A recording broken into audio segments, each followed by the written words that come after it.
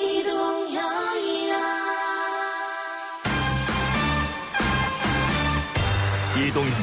뉴스 정면 승부. 이동형의 뉴스 정면 승부.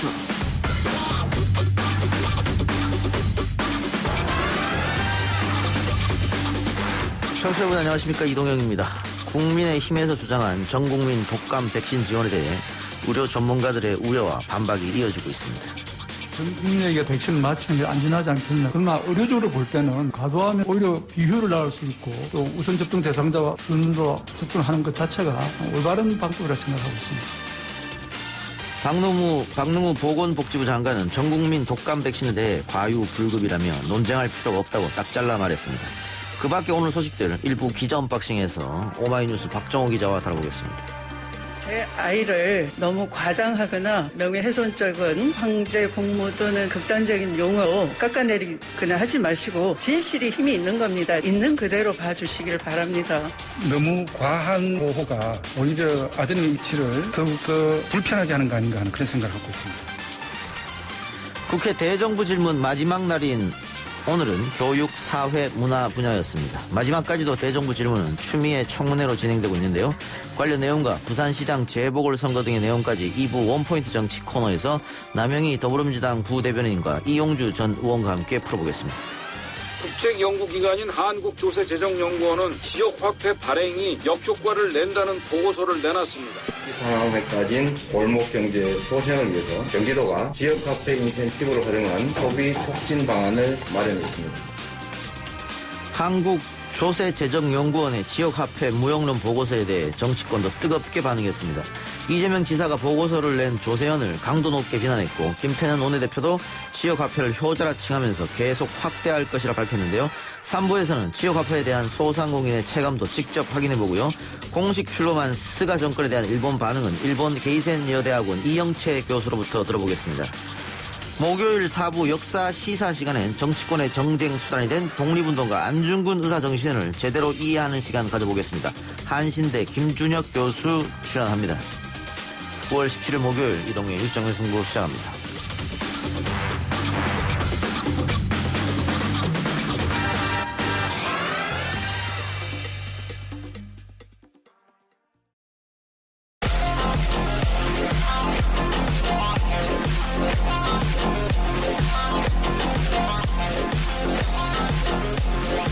오늘 나온 뉴스들을 언박싱해드린 기자 언박싱. 오늘 오마이뉴스 박정호 기자 나왔습니다. 어서 오십시오. 안녕하십니까? 코로나19 신규 확진자가 조금 늘었어요. 네, 153명인데요. 전날 113명에서 40명 늘어났습니다. 8월 중순부터 시작된 급격한 확산세가 한풀 꺾이면서 최근 들어 지속적인 감소 흐름을 보였지만 다시 증가하며 확산세가 다시 고개를 드는 게 아니냐 이런 우려가 나오고 있는데 결혼상담소와 요양시설, 교회, 자동차 공장 등을 중심으로 새로운 집단 감염이 이어지고 있습니다. 특히 최근 2주간 언제 어떻게 감염됐는지 분명하지 않은 환자 비중이 26.4%로 최고치를 기록을 했는데 그런데 이게 공교롭게도 수도권의 사회적 거리두기 2.5단계 해제 사흘째 되는 날에 신규 확진자가 증가해서 수도권 사회적 거리두기 단계를 낮춰서 그런 게 아니냐 이런 얘기가 나왔었거든요. 여기에 대해 방역당국이 이 거리두기 조치를 2단계로 완화한 게 3, 4일밖에 되지 않았다. 거리두기 효과는 빠르면 열흘, 보통 2주 후에 나타나는 그런 거니까 이게 이 단계 완화에 따른 부정적 영향인지 아닌지는 지금 알 수가 없고 시간이 지난 다음에 알 수 있는 거다라고 설명을 했습니다. 코로나 잠복기가 우리가 흔히 알듯이 2주 정도 되니까. 그렇습니다. 지금 거리두기 낮춘 지가 오늘이 4일째거든요. 네. 그런데 낮춰서 이렇게 됐다. 이게 하기는 좀 무리다 이 이야기겠죠. 그렇습니다. 네, 더 봐야 된다는 거고요. 이 일시적으로 증가하는 그런 상황이 있을 수 있는 거고 당국에서는 좀 더 봐야 된다. 상황을 봐야 된다 이렇게 설명하고 있습니다. 알겠습니다. 한국인터넷 PC문화협회가 산업통상자원부와 한국전력공사 관계자들을 만나서 PC방 운영 금지 기간에 전기료를 감면해달라 이렇게 요청했다면서요. 네, 그러니까 이번 주 월요일부터 PC방이 고위험 시설에서 제외되면서 영업을 다시 시작했는데 다만 미성년자 출입이 금지된 상태고 음식을 판매하거나 섭취할 수 없는 상황입니다. 그러니까 이번에 이렇게 공문을 전달하면서 PC방 업계의 어려움을 알아달라 이런 취지라고 볼 수가 있는데 여러 번 말씀드렸지만 14일에는 인터넷 PC문화협회 같은 PC방 관계자들이 만든 이 PC방 특별대책위원회가 있어요. 국회 앞에서 기자회견 열었습니다. 그러니까 운영 조건을 해지하고 피해를 보상하라 이렇게 정부에 촉구했는데 아시다시피 이제 PC방에서는 여러 가지 조건이 달려 있습니다. 미성년자 못 가고요. 음식 취식을 할 수 없고 물론 물이나 음료는 마실 수 있게 됐는데 음식을 못 먹거든요. 뭐 이런 부분들 한 가지씩 띄어앉는 부분들 이런 것들 때문에 힘들다고 하고 있고 그래서 PC방 업계는 PC방은 머무는 시간도 짧고 디귿자 칸막이가 있고 서로 얘기를 해도 마주보지 않고 헤드셋으로 대화한다. 음식도 각자 자기 자리에서 먹기 때문에 식당보다 더 안전하다라고 강조를 하고 있습니다. 예, 그러니까 PC방 입장에서는 우리가 왜 고위험 시설이냐. 네. 오랫동안 영업을 못했는데 이번에 거리두기를 2단계로 낮추면서 기대가 많았었을 텐데 미성년자 출입을 못하고 특히 음식 취식을 못하니까. 그렇습니다. 사실 영업 이득은 여기서 다 나오는 거거든요. 근데 이걸 네. 못하니까 그러면은 영업을 풀어주나 마나 무슨 이득이 있느냐 이렇게 지금 항의하는 거잖아요. 예, 그래서 특별대책위원회도 음식 섭취 허용을 해달라라고 예. 거듭 강조를 했고요. 뭐 2차 재난지원금 액수 증액도 얘기를 했지만 제일 중요한 건 음식 섭취 허용 이게 중요하다고 보고 있습니다. 알겠습니다. 일단 공문을 전달했으니까 뭐 답변이 가타부타 있겠죠. 네. 박능우 장관이 전국민 독감 백신 주장에 대해서 의학적으로 논쟁할 가치가 없다 이렇게 말했네요. 네, 박능우 장관이 오늘 국회 복지회에 나왔습니다. 거기서 민주당 신현영 의원이 백신 접종 대상과 범위에 관해서 물었어요. 그랬더니 박 장관은 수요를 감안해 전 국민의 60%까지 접종할 수 있는 물량을 확보했다라고 설명을 했고요.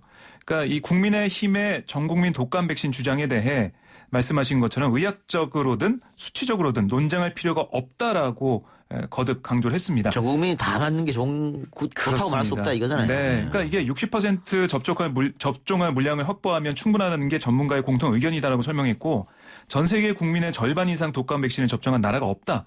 우리는 그보다 10%포인트 높였다라고 강조를 했습니다. 의학적으로 과도하게 비축한 사례 또 그 이상은 정말 필요 없다는 게 의료계 의견이라고 설명을 했고요.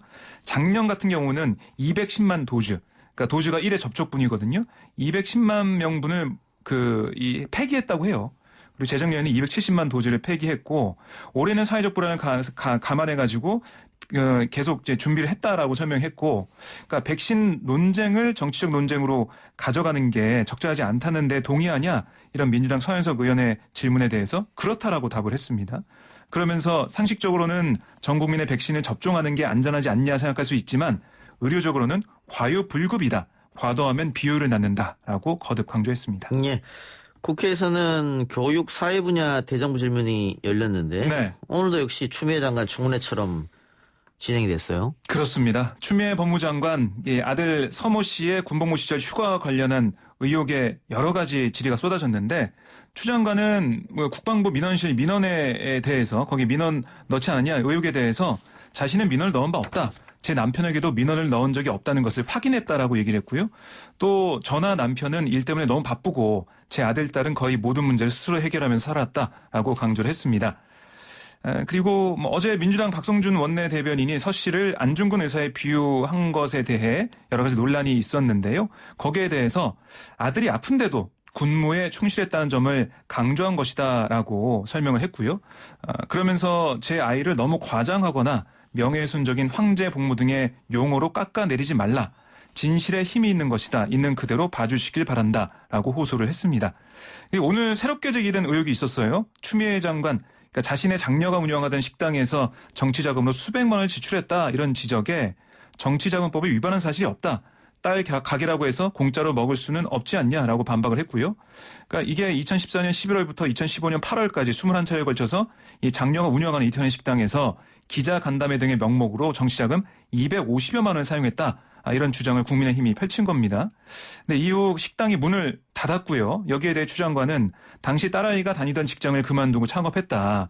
기자들과 식당에서 그런 저런 민생 얘기도 하면서 좌절하지 말라라고 아이 격려도 해줬다라고 말을 했습니다. 취소는 임대료 권리금 때문에 청년의 미래가 암울하다. 청년 창업에 우리 사회의 지대, 땅 임대료 이게 걸림돌이 된다. 그래서 지대 개혁을 해야 한다. 이때만 있게 달았다. 이런 얘기도 했습니다. 21차례 250만 원. 네. 알겠습니다. 일부 택배기사들이 추석 연휴를 앞두고 과중한 업무 부담을 호소하면서 택배 분류 작업을 거부하기로 했습니까? 네, 노동시민단체들로 구성된 택배노동자 과로사 대책위원회가 오늘 기자회견을 열었습니다. 여기서 전국 4천여 명의 택배기사들이 오는 21일 택배 분류 작업 돌입한다라고 밝혔는데요. 대책위는 분류 작업은 택배 노동자들이 새벽까지 출근하는 밤늦게까지 배송을 해야만 하는 장시간 노동의 핵심적인 이유다라고 설명을 했어요. 그러니까 하루 13시간에서 6시간 노동의 절반은 분류 작업에 매달리고 있다는 거예요. 근데 이 분류 작업에 매달리면서도 단 한 푼의 임금도 받지 못한다라고 호소를 했습니다. 그러니까 왜 그러냐? 택배 기사가 업무 시간의 거의 절반을 분류 작업에 쓰는데도 배달 건수에 따라 수수료를 받기 때문입니다. 그러니까 분류 작업에는 정말 이거는 거의 돈 받지 않고 노동하는 셈이다라고 주장을 해왔는데요. 그러니까 분류 작업은 사실 그 돈이 안 되는데 그렇습니다. 가장 택배 기사들이 힘든 작업이 분류 작업이라면서요. 맞습니다. 예. 뭔가 잘못됐네요, 그러면. 그러니까 이게 너무 불합리하다는 걸 계속 얘기를 해왔는데 이게 정부에서도 국토교통부에서도 지난 10일 택배 물량이 급증하는 추석 연휴를 앞두고 분류 작업에 필요한 인력을 한시적으로 충원할 것을 택배 업계에 권고를 했습니다.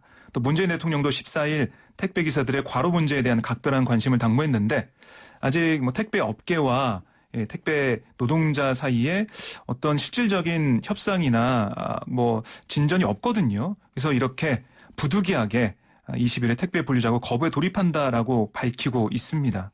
예. 장자연 리스트 사건 증언자로 나섰다가 거짓말, 후원금 사기 의혹 등의 휩싸여 수사를 받고 있는 배우 윤주호 씨가 네. 법무부의 소재 불명 입장 발표에 반박글을 올렸습니까? 네, 그러니까 윤 씨가 지난 8일 자신의 SNS에 글을 올렸습니다. 사진과 함께. 생일 소원은 뭐가 없더라고요. 떳떳하게 잘 살아왔고 살아가면서 증명할 수 있는 시기가 찾아올 테니 성실하게 잘 살아갈게요. 라며 생일 파티 영상을 SNS에 올렸는데 이에 대해 법무부가 윤 씨가 외국으로 출국하고 소재가 불분명해서 체포영장을 발부받아 지명 수배된 상태다. 인터폴 수배 등 관련 절차를 조치했고 캐나다 등과 형사사법공조 시스템을 활용해 신병 확보 절차 진행 중이다라고 밝혔습니다. 그랬더니 윤 씨가 다시 자신의 SNS에 소재지 파악이 안 된다고 집 주소 알고 계시고 집에서 생활하고 있다. 얼마 전 보안 문제가 생겨 캐나다 경찰분들이 직접 안전을 체크한 적도 있다라고 반박을 했습니다. 그러자 법무부 측은 윤 씨 출국 이후 캐나다 사법당국에 윤 씨와 관련한 사법공조를 요청했고 구체적인 진행 사항에 대해서는 외교 관계상 밝히기 어렵다라고 설명을 했습니다. 그러니까 이게 범죄인이 해외에 소지하는 경우에는 외국 영토가 해당 국가의 사법 주권이 미치는 영역이니까 외교 경로를 통한 범죄인 인도 같은 공식적인 절차를 통해서만 송환할 수가 있습니다.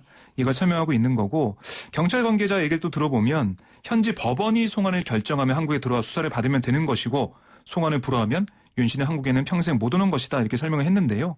그러니까 이게 캐나다 사법 당국의 결정 이런 법원의 판단을 받아야 되는 문제이기 때문에 빠르게 진행되는 게 아니다라는 설명을 볼 수가 있었습니다.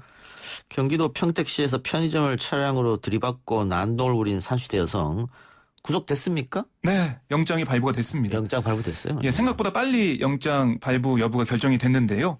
특수상해 특수죄물 손괴 등 혐의를 받고 있는 A씨에 대한 구속전 피의자 신문 결과 수원지법 평택지원 정현석 부장판사는 도주할 우려가 있다면서 영장 발부 사유를 설명을 했습니다. 앞서 A씨는 오늘 오전 10시 반쯤 영장실질심사 출석을 위해 평택경찰서 유치장을 나서면서 편의점주에게 할 말이 있느냐, 범행 동기가 무엇이냐 등의 취재인 질문을 받았지만 고개를 숙인 채 아무런 말을 하지 않았습니다. 이 사건 다들 영상을 보셨을 것 같아요. 예. 지난 15일 오후 6시쯤 평택시 포승읍의 한 편의점에서 골프채를 들고 점주 B씨를 위협하고 이후 자신의 제네시스 승용차를 운전해서 편의점 내부로 돌진한 혐의입니다. 돌진한 뒤에도 차에서 내리지 않고 10여 분간 편의점 안을 앞뒤로 반복 운전하면서 난동을 부려 내부 집기를 대부분 파손하고 유리 파편을 튀겨 B씨 등을 다치게 한 혐의도 받고 있는데 이게 이 사생대 출품하는 자신의 딸 작품이 이 편의점주 B씨에게 좀 내달라고 맡겼는데 그게 분실됐거든요. 그 이후에 일부러 분실한 게 아니냐 이렇게 A씨가 따지면서 사이가 안 좋아졌고 지난 6월에도 난동을 부리고 신고를 받고 출동한 경찰관에게도 욕설을 해서 모욕과 업무방해 혐의로 기소해 현재 재판이 진행 중입니다. 고의성도 있고 또 이전에도 비슷한 사건이 있었고 여러 가지 이유를 고려해서 아마 재판부에서 구속 여부를 결정한 것 같네요. 그렇습니다. 이게 A씨가 지난 2018년 4월에도 분노조절 장애 치료를 위해서 남편과 병원으로 가던 중에 자신의 차량으로 병원 외벽을 들이받아 특수재물 손괴 혐의로 징역형의 집행유예를 선고받은 바 있습니다. 예, 알겠습니다. 하나만 더 해볼까요? 네. 윤석열 검찰총장의 부인이죠. 김건희 씨. 김건희 씨에 대한 수사를 촉구하는 진정서가 검찰에 제출됐네요. 네, 우희정 서울대 교수와 은우군 광주대 교수 등은 오전 11시쯤 서울 서초구 서울중앙지검에 시민 4만 명의 서명이 담긴 진정서를 제출했는데요. 이들은 오후에 해당 진정서를 법무부에도 제출을 했습니다. 지난 1일부터 15일까지 시민들을 대상으로 진정서에 대한 서명 운동을 벌였더니 서명자가 4만 910명이라고 이들은 전했는데 이 진정서에 어떤 얘기가 있었냐면 설명을 좀 드리면요. 고발한 지 벌써 5개월이 넘었지만 아직 고발인 조사조차 이뤄지지 않았다. 사실상 수사를 시작하지도 않은 것이다. 김 씨에게 해당된다고 여겨지는 50억 이상 주가 조작 사건 공소시효는 겨우 5개월이 남지 않은 상황이다. 라고 지적을 했습니다. 예. 그 표창장 위조나 청탁 의혹보다 주가 조작 의혹이 더 큰 사건 같은데. 그렇습니다. 지금 말한 것처럼 고발이 됐고 5개월이 지나도록 수사 착수를 안 했고 고발인 조사도 아직 안 했죠. 네, 그런 걸로 알려지고 있습니다. 그런 상태에다가 이 경찰이 이 건에 관계돼서 내사 보고서 유출한 경찰관에 대한 수사는 마치고 기소 의견으로 송치까지 했거든요. 네. 그런데 그럼에도 불구하고 이 사건에 대해서는 고발인 수사조차 들어가지 않고 있다라고 하면 뭐 선택적 수사 아니냐 이런 비판을 받을 수도 있다. 그런 생각도 드네요. 그렇습니다. 그러니까 15일 사이에 시민들이 4만 명 넘게 서명한 게 아마 이 불합리성, 부조리함 이걸 지적한 걸로 보입니다. 알겠습니다. 오늘 기자 언박싱 여기까지 하죠. 지금까지 기자 언박싱 오마이뉴스 박정희 기자였습니다. 고맙습니다.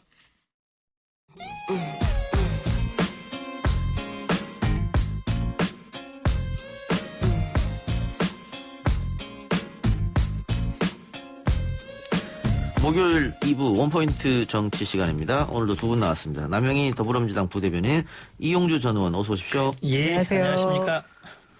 자, 지난 월요일부터 나흘 동안 진행된 대정부 질문. 오늘이 마지막 날이었는데 뭐 4일간 그냥 추미애 청문회였다. 뭐 이렇게 봐도 과언이 아닐 것 같아요. 뭐 하루 정도야 그럴 수 있을 것 같은데 4일 내내 그런다는 것은 국가적으로 낭비 아니겠습니까? 예. 많은 국민들이 볼 때 국회가 좀 해도 너무한다. 뭐 어느 정도까지는 예상할 수도 있는 것인데 좀 다른 건설적인 좀 질의도 있어야 되지 않나 이런 생각을 합니다. 그러니까 어제 같은 경우는 국방 외교 분야였는데 추미애 장관이 참석도 안 했는데 좀 그런 것 같아요. 저는 지금 뭐 국민들도 조금 피로감 느끼시는 것 같고요. 오히려 국민의힘의 역풍이 또 작용되지 않을까 싶을 정도로 기승전 추미애 장관 아들 뭐 자식 문제만 건드렸던 것 같은데 재밌는 보도가 있더라고요. 그중에 이제 몇몇 분이 정책 질의를 했더니 이 와중에 빛나는 정책 질의 이게 뭐 완전히 뒤바뀐 거 아니에요? 네. 당연히 정책 질의를 해야 되는 자리인데. 예. 국민의힘 입장에서는 아까 우리 남영희 위원장님께 말씀하신 것처럼 국민의 느낀 피로감을 해소하기 위해서는 제가 여러 차례 이야기했습니다. 추미애 회장이 직접 관련된 결정적인 증거 있다고 말씀하셨으니까 빨리 공개하고 거기에 따라서 어떻게 할 것인지 여당에도 추궁할 건 추궁하고 국방부에 추궁할 건 추궁을 해야 되는 것이지 말만 가지고 현재 드러난 것만 갖고는 추미애 장관에 대해 직접적인 연결점을 찾기는 어려운 거 아니겠습니까? 그래서 그런 자료가 있다면 얼른 빨리 공개하고 사태를 좀 수습하거나 정리할 필요는 있다 이래 봅니다. 처음 인사청문회 때 제기됐던 문제는 굉장히 단순했는데 갈수록 이제 야당에서 의혹 제기를 계속 부풀리기를 하고 또 언론은 계속 또 동조해서 수천 건 이상 받아 써내고 뭐 이런 과정들이 이렇게까지 가는데 제가 보면 국민의힘에서 추석 때까지 계속 끌고 가겠다라는 생각이 있지 않나 그런 의도가 있는 것 같아요. 네, 인사청문회에서는 뭐 큰 문제가 안 됐습니다만 네. 이게 시간이 좀 지나서 또 제보자가 나오면서 이 법적으로 문제가 있느냐 갔다가 다시 도덕적으로 문제가 있는가에 네, 왔다가 지금까지 왔는데 이게 어느 정도 정리가 되려는 순간 오늘 또 첫째 딸 운영 식당에서 추미애 장관이 국회의원 시절에 정치자금을 수백만 원 썼다. 이런 의혹 제기가 나왔습니다. 보니까 2년 동안 21차례 걸쳐서 250만 원 정도를 사용했다. 이거 이용주 의원님은 국회의원 하셨으니까 예. 어떻게 봐야 할까요? 보니까요. 뭐 쓸 수도 있죠. 근데 이제 2년이라고 되는데 실제로 보면 약 8개월 정도 되더라고요. 2년간에 걸쳐 8개월가량에 걸쳐서 21회라고 한다면 거의 2주에 한 번 정도는 꼴로 썼다는 건데 이해할 수는 있죠. 한 번에 차라리 250만 원 썼으면은 뭐 큰 행사를 거기서 했을 수 있는 거니까. 근데 이제 2주에 한 번꼴로 가서 뭐 21번을 나눠보면은 결국 한 번에 한 10만 원 꼴 남짓 아니겠습니까? 그리고 추미애 장관께 해명은 뭐 기자간담회 꼴로 했다, 행식으로 했다라고 이제 하는 건데, 많은 국민들이 그렇게 생각을 하죠. 21번이나 8개월 동안 갈 일이 있었겠냐, 기자간담회를. 뭐 그런 점은 좀 아쉽기는 하죠. 아쉽기는 한데 그 자체가 불법이라고 볼 수는 전혀 없는 것이고, 안 쓴 돈을 거기서 썼다고 한다면야 문제가 삼을 수 있겠으나, 그렇지 않은 것 같다고 한다면은 이것을 뭐 국민의 후원금을 딸한 채 준 것이다, 그렇게 몰아붙일 사안은 아니다, 이렇게 봅니다. 저는 그 보도 보니까 이제 열린민주당의 김진애 의원님이 딱 그런 표현을 하셨더라고요. 아니, 여기 흥신소냐. 이전에 이미 뭐 합법적으로 쓸 수 있는 영수증까지 다 첨부돼 있는 그런 정치 자금을 지금 와가지고 또 시효도 다 지난 거예요. 예, 그런 부분들을 건드리면서 조수진 의원이 또 의혹, 그러니까 흠집내기죠. 제가 보기에는 법무부 장관에 대해서. 근데 저는 그 조수진 의원이 지금 재산을 누락했던 부분, 신고 부분을 오히려 해명해야 될 부분이 아니신가? 그런 생각이 들었어요. 지금 뭐 이런 상황이 결코 본인에게도 도움되지는 않은 것 같습니다. 이게 좀 너무 본질을 떠나서 정치 공세로 양당이 싸우는 것 같아서 안타까운데. 그렇죠. 당장 이렇게 뭐 2년간 21차례 250만 원을 딸 가게에서 정치자금 썼다고 하니까 민주당 지지자들이 갖고 오는 게, 나경원 의원은 2년간 주유비로 5,700만 원을 썼다, 하루에 4번이나 주유한 적도 있다, 이게 나오거든요. 근데 이것도 다 영수증 처리한 겁니다만, 이런 식으로 하면 한도 끝도 없이 가니까 이제 좀 정쟁을 멈췄으면 하는 그런 상황이 좀 필요해진 것 같아요. 코로나19 사태도 있는데. 그렇죠. 국민들이 좀 건설적인 일을 좀 했었으면 하는 거죠. 미국 같은 데는 이런 후원금을 사용처라든지 그런 데에 비해서 좀 더 엄격한 규정들이 좀 세세히 규정되어 있어요. 사실 이제 자기의 친인척 관계라든지 이런 데 후원금을 뭐 밥을 먹고 비용 처리할 일이 있다 하더라도 되도록이면 안 그러는 게 맞겠죠. 그러나 21차례에 걸쳐서 실제로 가서 사용했고, 그게 또 정치 후원금의 목적내에 있었다고 한다면은, 예를 들면 가족들이 먹었다는 게 사적인 목적이 아니라 기자간담회라든지 그런 게 했다면은, 실제로 기자간담회를 안 했다는 별도의 증거가 없는 한 인정해 줘야 되는 거 아니겠습니까? 그래서 그 자체를 문제 삼는 것은 너무나 작은 걸 가지고 친미서 공도하는 거다, 그렇게 봅니다. 예. 근데 우상호 의원이 카투사는 편한 군대 발언, 그리고 황희 의원의 단독범 표현, 또 박성준 원내대변인, 이게 한번 대변인 논평으로 나왔습니까? 아니면 그냥 카드식으로 나왔었나요? 대변인 논평이 오전에 논평이 나갔는데, 예. 그 추 장관 아들이 안중근 의사의 말을 몸소 실천했다. 이게 조금 정무적 판단 안 된 거 아니에요? 약간 저는 이제 뭐 이 일련의 과정들이 말실수 반, 또 말꼬리 잡기 반, 뭐 이렇게 있다고 생각을 하거든요. 근데 어제 우리 박성준 원내대변인의 논평에 있어서 그 부분은 사실 좀 뭐 이렇게 의미를 해석하기 나름이긴 한데, 어찌됐든 몸이 불편해도 국방의 의무를 다하고자 했다라는 점에 이제 방점을 두고 얘기를 했던 것이 이제 뭐 많은 분들이 또 해석의 차이들이 있었죠. 근데 어찌됐든 지금 추미애 법무부 장관에 관해서 여당 쪽에서 뭔가 좀 이렇게 두둔하는 어떤 발언이 나와도 뭐 그건 계속해서 두드려 맞고 있는 것 같아요. 어떤 말을 나도 두드려 맞는 건 알겠는데, 그리고 추 장관 아들이 몸이 아픈데도 불구하고 군대를 갔다 왔다, 오히려 칭찬받아야 되는 거 아니냐, 그것도 알겠어요. 그런데 예시를 왜 안중근 의사를 들었느냐, 이건 정무적으로 판단이 잘못된 거지. 이런 비판이 있는 거죠. 그래서 이제 바로 한 2-3시간 만에 수정해서 또 제시했습니다. 뭐 말씀하신 것처럼 대응 과정에서 속된 말로 오버한 거죠. 오버한 거기 때문에 이제 국민들이 보기에 야당이 그런 걸 지적하면은 여당 쪽에서는 수용할 건 수용하고 아닌 것은 아닌 것도 지적하면 되는데, 그 대응 수위가 좀 잘못됐다라고 보는 것도 있습니다. 제가 보기에는 이게 왜 이렇게 커졌나를 보면은 기존에 이 추미애 장관 관련 아들 사건을 수사했던 동부지검에서 결정적 실수를 해서 그렇다고 봐. 최근에 이게 커졌던 것이 이 과정에 보좌관이 관여됐다는 것이 나오면서부터, 보좌관이 관여되어 있으면은 그 의원이 그 당시 당대표였던 추미애 의원이 장관이 알 수밖에 없지 않았겠냐. 그러면 왜 도대체 보좌관이 당대표 당시 추미애 의원의 아들 일까지 해야 되느냐. 이게 나온 거거든요. 근데 그것을 그 당시 수사 시점에서 보좌관 관련성 여부라든지 그걸 명확히 조사해서 딱 드러내 버렸으면은 어떤 식으로 정리가 됐을 텐데 그걸 누락하는 바람에 불필요한 오해를 거치고 지금 그 부분에 대한 조사가 이루어지는 거 아니겠어요? 그래서 추미애 장관의 아들이 성년임에도 불구하고 꼭 보좌관을 통해서 그런 뭐 정당한 일이라 하더라도 뭐 이야기를 했어야 됐을까라는 것에 대해서는 아쉬움이 남죠. 예.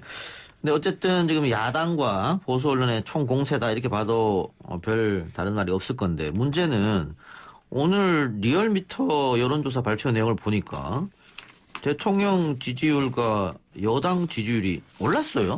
예, 일단 제가 개요를 설명해 드리면 이 조사는 리얼미터가 TBS의 의뢰로 지난 14일부터 16일간 여론조사한 것이고요. 전국 18세 이상 유권자 1,512명 대상으로 했고 5.5% 응답률, 무선 전화 면접 10%, 무선 70%, 유선 20%, 자동응답 혼용 방식으로 진행했습니다. 표본 오차는 95% 신뢰 수준의 플러스 마이너스 2.5%포인트고요.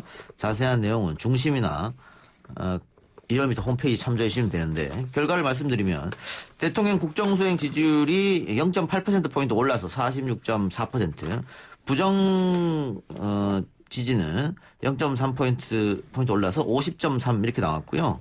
정당 지지율은 민주당이 2.4%포인트 올라서 35.7%, 국민의힘은 3.4포인트 하락해서 29.3%를 기록했습니다. 왜 이런 결과가 나왔다고 보십니까? 저는 국민들이 이게 이제 지금 현재 추미애 법무부 장관에게 일어나는 주변 이런 일련의 과정들이 정치 공세라고 판단을 하신 것 같고요. 이 사안의 심각성에 대한 판단을 이제 어떤 부분에 대해 내리신 거 결과다. 그리고 조국 전 장관 때 있었던 그 학습 효과, 그때는 이제 모든 의혹들의 제기가 있고 사실 확인이 안 됐던 부분들을 지금은 이제 지난번에 그때 보니까 사실로 드러난 부분들이 대부분 사실이 아니더라는 걸 확인하고 있는 과정들도 있는 것 같아요. 일정 부분. 그래서 그때의 학습 효과가 있는 것 같고요. 지금 또 야당에서는 어쨌든 추 장관의 그 위법성이 있냐 없냐의 문제를 떠나서 거취 문제까지 몰아가는 부분이 자칫 잘못하면 국민들이 원하던 그 검찰 개혁에 대한 열망을 이거 이제 뭐 돌이킬 수 없는 좌초될 수 있는 위기까지도 가겠다라는 생각 때문에 뭐 이쪽 우리 진보 진영 지지자들이 결집을 한 게 아닌가라는 생각이 들고요. 지난주 조사였나요? 그때는 열린민주당이 옆으로 올랐던 게 다시 이제 민주당으로 좀 옮겨온 게 아닌가 그런 생각이 듭니다. 예. 그럼 민주당 지지자들이 위기감을 느껴서 결집했다. 뭐 그런 걸 수도 있고 또 방금 말씀하신 것처럼 너무 그 야당 쪽에서 이걸 이용하려고 하지 않느냐. 그런 걸 국민들이 느꼈을 수도 있고 어떻게 보세요? 예, 뭐 대통령의 국정 수행 지지율에 대해서는 뭐 0.8%라서 큰 차이는 없다고 거의 똑같다고 보고 정당 지지율에 있어서는 더불어민주당도 올랐고 국민의힘이 좀 내리지 않습니까? 이 부분에 대해서는 이제 여당 지지자나 야당 지지자들 동의 국민의힘이라는 야당에서 좀 잘못된 대응을 하고 있다, 좀 과한 대응을 하고 있다라고 보는 거죠. 그리고 지난 주간에 쭉 보면은 국민의힘에서도 그 전에 많이 올랐을 때와 달리 전통적인 뭐라 그럴까 소위 김종인 대표만 보이고 다른 사람들이 안 보이는 거예요. 국민의힘에 소위 예전 같은 느낌을 주는 사람들만 나와서 계속 느낌을 주고 있는 것이고 새로운 사람들이 국민의힘이 바뀌었다는 걸 계속 어필할 수 있는 모습을 보여야 하는데 그걸 못하고 있다. 그래서 국민의힘에서는 이런 좀 새로운 뉴페이스들이 자꾸 발굴 내고 대정부 질문이라든지 이런 과정에서 이 정과 다른 국민의힘이 되었다는 걸 보여줘야 되는데 오히려 국회에 들어왔는데 이제 지금 하는 질의 내용이라든지 방향들이 소위 예전에 했던 보수 야당의 모습을 그대로 닮아가는 것을 안 맞다고 생각하는 거죠. 좀 이제 국회에서도 좀 더 다른 모습 보였으면은 저 상당히 올라갈 수 있을 거라고 근데 의제선 때문에 산다고 보는데 좀 그 부분에 있어서 관리를 잘못하고 있다 이러고 봅니다. 요약하면은 전략 전술을 잘못 짠 것 아닌가 국민의힘에서 그렇죠. 그렇게 느껴지는 답변이셨는데 그러니까 지난주에는 민주당 지지율이 떨어지고 국민의힘 지지율이 올라갔단 말이죠. 분석하기는 뭐 추미애 효과가 있었다 이렇게 분석을 하던데 그런데 그렇게 공격을 하면서도 대정부 질문에서는 대정부 질문다운 질문을 했어야 되는데 그렇죠. 추미애 장관을 불러서 이게 예전처럼 막 호통치고 막 국민의힘 의원들이 막 소리 지르고 이게 국민들한테 플러스가 안 됐다는 거잖아요. 한 번 정도는 그럴 수 있죠.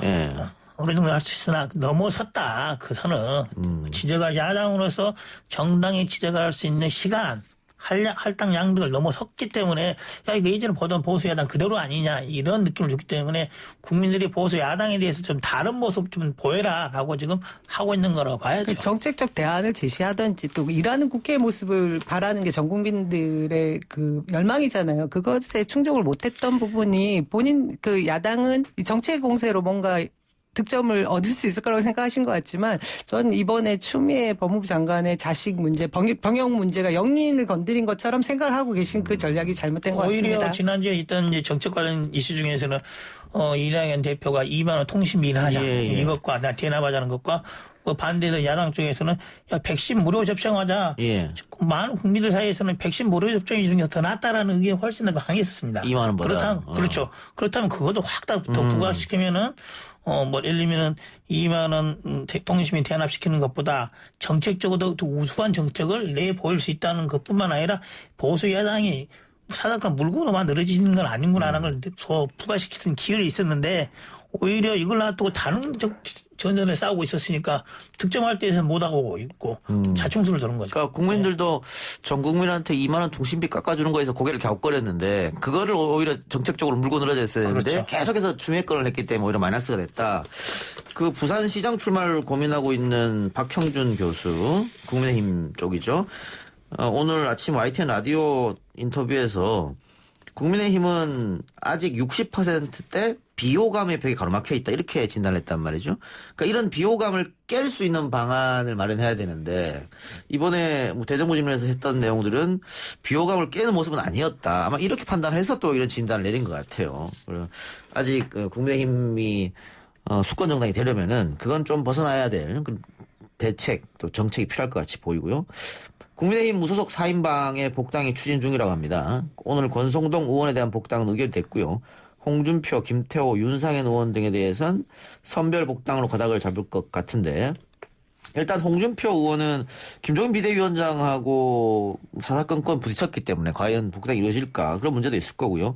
윤상현 의원은 지금 보좌관이 구속돼 있는 상태죠. 네. 그렇기 때문에 윤상현 의원한테도 또 불똥 칠 수도 있으니까 그렇기 때문에 일단 권성동 의원만 먼저 복당했다 이렇게 정식으로 해석하면 될까요? 일단 그렇다고 봐야겠죠. 이제 이 중에 홍준표, 김태호, 윤상현 의원들은 이제 복당 문제에 대해서 국민의힘에서 어떻게 결정하느냐에 따라서 보수 야당의 지지자들이 국민의힘에 대해서 지지를 계속할지 말지 또는 현재는 여당을 지지하고 있으나 지지율 바꿀 수 있는 사람들도 이런 소위 국민의힘이 변인지를 볼 수 있는 리트머스 시험지라고 보는 것 같아요. 특히 윤상현 의원이라는 이런 부분에 대해서는.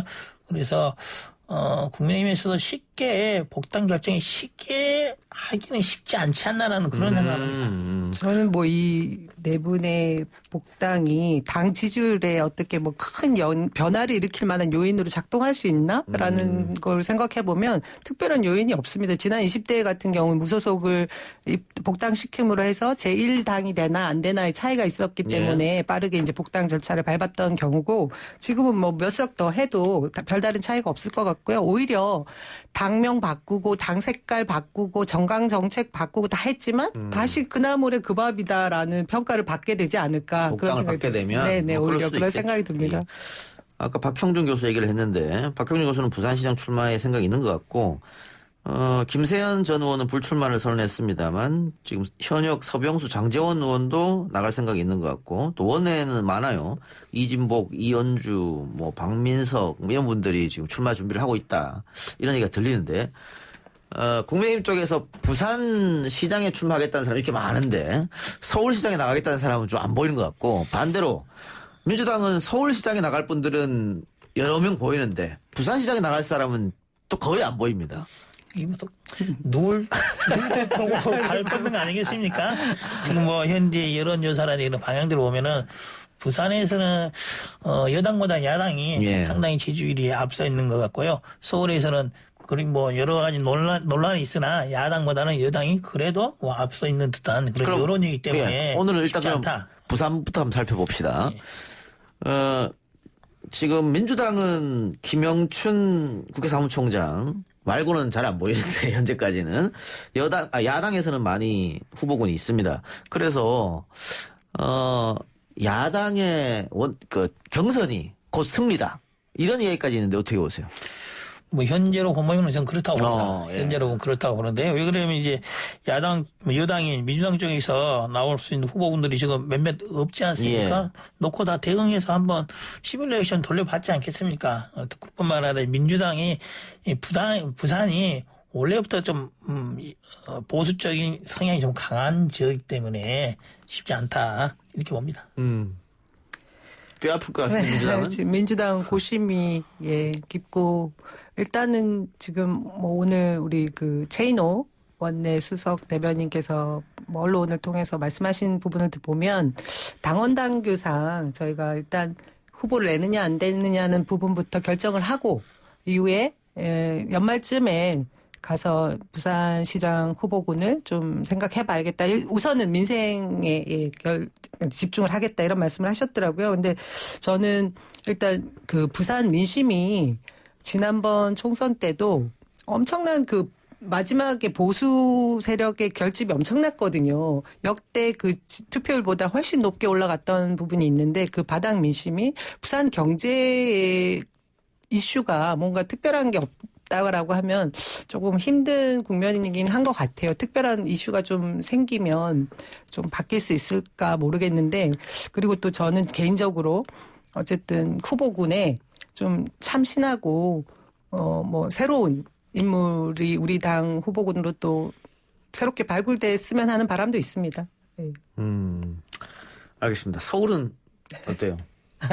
서울은 뭐. 근데 민주당이 후보를 안 낸다고 하면 부산 서울 다 안 내야 되는 거고 낸다고 하면 다 내는 거 아니에요? 근데 저는 다 그 당원들이 일단 지난번에 한참 이 뭐 이런 악재가 있은 후에 당규는 그렇지만 당원들 의식은 어쨌든 공당으로서의 책임을 져야 되기 때문에 후보를 내야 된다라는 쪽이 좀 제가 보기에는 더 높았거든요. 그런 의견들이. 저도 그렇게 생각하고요. 부산이든 서울이든 시장 후보를 내야지 또 그 다음은 또 대선을 두고 있고 저희가 심판을 받아야 되는 건 확실하고요.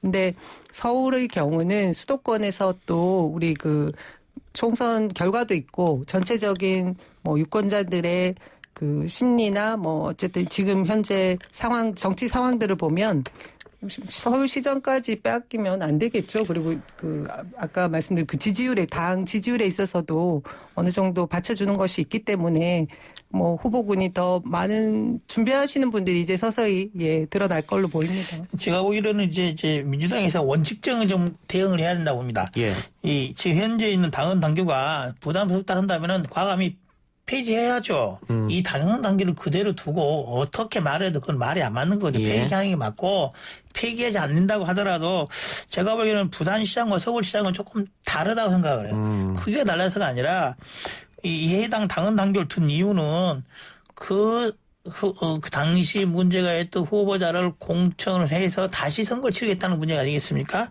부산시장의 경우에는 제가 알기로는 선거 전에 이미 이런 문제가 있는지를 민주당 측에서 저는 알고 있었다고 봅니다.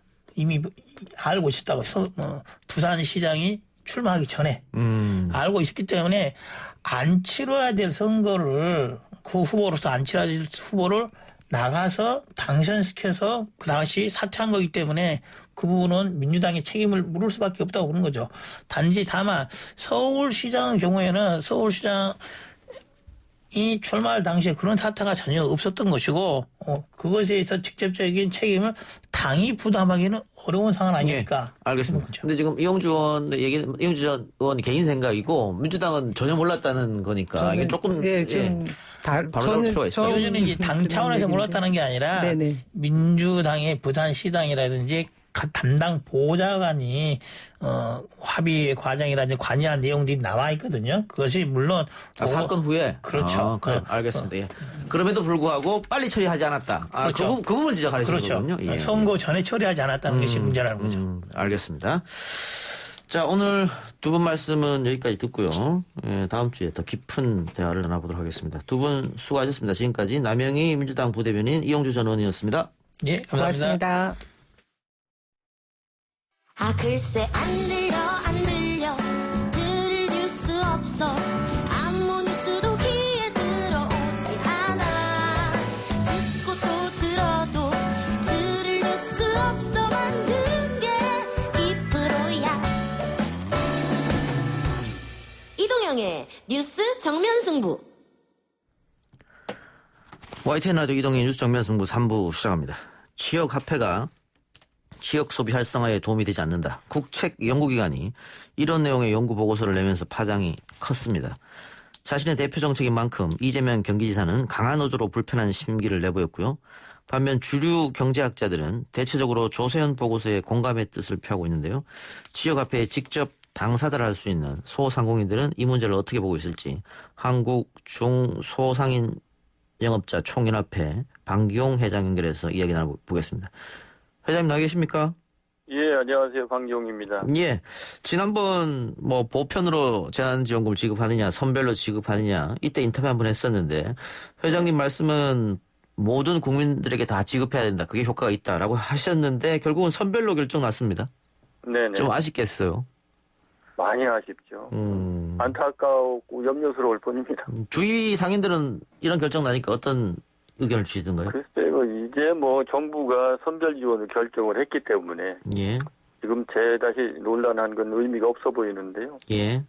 그나저나 이래저래 추석 대목이 코앞인데 지금은 정부에서도 추석 지방 방문을 좀 자제해달라고 이렇게 말씀하시는 것처럼 예. 올해는 왕년에 적을 것 같은데 추석 대목도 못 보고 또 앞으로 다가올 긴 겨울을 자영업자들이 어떻게 견뎌야 될까 참으로 걱정이 큽니다. 예. 그리고 자영업자들한테 지급되는 긴급재난지원금도 추석 전에 지급되긴 지금 상태로는 좀 어려울 것 같아서 조금 더 안타깝습니다. 그렇습니다. 예. 오늘 여쭤볼 얘기는 지역화폐가 지역 경제에 도움이 되느냐 안 되느냐 이 부분인데요. 조세현 보고서 혹시 보셨습니까? 예, 봤습니다. 예, 어떤 입장이십니까? 국책연구기관이라는 조세연구원이 국가 재정으로 연구를 한다는 조사 보고서나 연구 보고서가 이런 것을 조사 보고서라고 낸다는 참으로 배탄스럽고 분개치 않을 수가 없습니다. 분개까지 얼마나 어처구니 없는 눈이라면 근본적으로 이 조세연구원이 자료로 삼았던 자료 자체는요. 2010년부터 2018년도의 통계를 근거로 해서 자료 보고서를 낸 거거든요. 예전 통계죠. 예. 예, 그래서 잘 아시는 것처럼 이 지역화폐 지역상품권 사업이 국가의 정책으로 전국화된 건 2019년부터거든요. 예. 2018년까지는 그야말로 지방정부 몇 군데에서 시험적으로 효과가 있는지 없는지 시험적 운행을 하는 시기였기 때문에 국가 재정이 투입되기 전에 문제였던 거죠. 이런 통계를 가지고 지역화폐에 효과를 운운한다는 것은 참으로 어처구니가 없는 일입니다. 예. 그야말로 국가의 녹을 먹으면서 연구하는 연구기관이 국가의 현재 중요한 정책을 정면으로 배치되는 이런 결과를 내놓고 그나마 근거가 있는 그야말로 사실에 근거한 그런 보고서라면 어떻게 인정할 수 있겠습니다만 터무니없는 자료를 가지고 이런 보고서를 냈다는 것은 참으로 분해서 말이도 안 나는 어처구니 없는 문제입니다. 예. 1차 재난지원금 때도 지역화폐로 지급했기 때문에 많은 효과가 있었다. 회장님은 그렇게 생각하시는 거고요. 당연하죠. 예. 지금 회장님은 어느 지역에서 자영업을 운영하고 계십니까? 전 천안에서 하고 있습니다. 충청남도 천안. 천안시에도 지역화폐가 있습니까? 천안도 저희 지역도 올해부터 지역화폐 사업을 시작을 했거든요. 작년엔 미처 준비가 안 돼서 못했었고요. 예. 근데 처음에는 100억 정도 준비를 해서 발행을 하려고 규모를 잡았었는데 워낙 시민들도 인기가 좋고 반응이 좋다 보니까 올해 1,000억으로 늘려서 합니다. 시민들한테 반응이 좋았다는 것은 이 지역 화폐의 액면가보다 조금 인센티브를 더 주는 그런 것 때문인가요? 그렇습니다. 10% 할인 패키지액을 더 주는 게 소비자나 지역 시민들한테 엄청난 반응입니다. 아주 열광적이라고 봐야 돼요. 예. 그리고 경기도 같은 경우에는 매출 10억 원 이상 되는 곳에는 못 쓰게 했던데 천안은 어떤가요? 예, 경기도는 그런데 여기는 그렇지는 않고요. 여기는 대형마트나 쇼핑몰, 또 백화점 이렇게 프랜차이즈 직영점들 이런 데만 규제를 하고 웬만한 데는 다 쓰게 하다 보니까 소비자들의 큰 불편은 못 느끼는 것 같습니다. 그럼 대형 마트와 대형 프랜차이즈만 규제를 하는군요. 네, 그렇죠. 아무래도 대기업이 운영하는 프랜차이즈 이런 데만 규제를 합니다. 대기업에서 사용하다 사용을 하게 되면 예. 모든 기금이 이제 뭐 서울에 있는 본사로 옮겨가려고 아마 우려가 있어서 아마 그런 것 같은데 그러면 그렇습니다. 지역 화폐를 쓰면 예. 이 지역 자영업자들끼리의 어떤 선순환 구조 이게 이루어진다고 지금 보고 계시는 거죠? 당연한 거죠. 이제 지역 화폐가 왜 중요하냐면요. 예. 지금 말씀하신 것처럼 대형마트나 백화점 같은 데 가서 쓰면 지역에 돈이 돌지 않잖아요. 근데 예. 지역 화폐로 골목이나 지역에 쓰게 되면 지역의 선순환 고리가 만들어져서 유통 효과가 있게 되고 그야말로 소비도 촉진하고 지역 외로 여기로 유출되는 소비를 지역 내 소비로 돌릴 수 있는 최고의 정책일 뿐이고 유일한 정책이라고 저는 봅니다.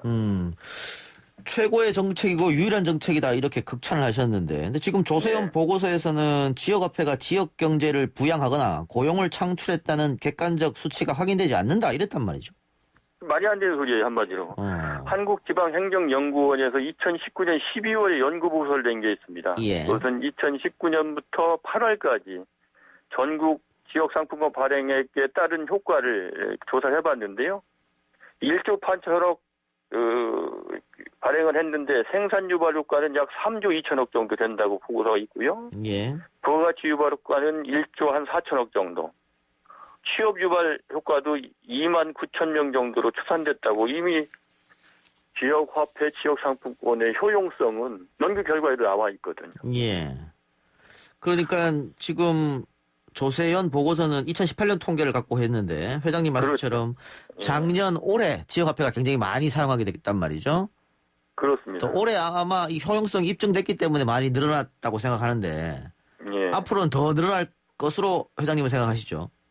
당연하죠. 왜냐하면 올해도 원래 정부에서 3조 발행하려고 했었는데 6조로 늘려 9조까지 발행한다는 거 아닙니까? 예. 더군다나 내년에는 15조 발행액을 잠정적으로 결정해 놓은 것 같아요. 예. 그럼 정부에서도 지역화폐나 지역상품권에 대한 충분한 효과가 승수효과가 있기 때문에 그 예산을 늘려 15조까지 늘려서 발행을 하는 것이지 이 조세현이 주장하는 것처럼 이런 효과가 아무 효과가 없다면 정부가 무슨 멍청한 사람들만 있습니까? 15조 늘려서 지역화폐 활성화를 위해서 예산을 늘려 발행을 하게.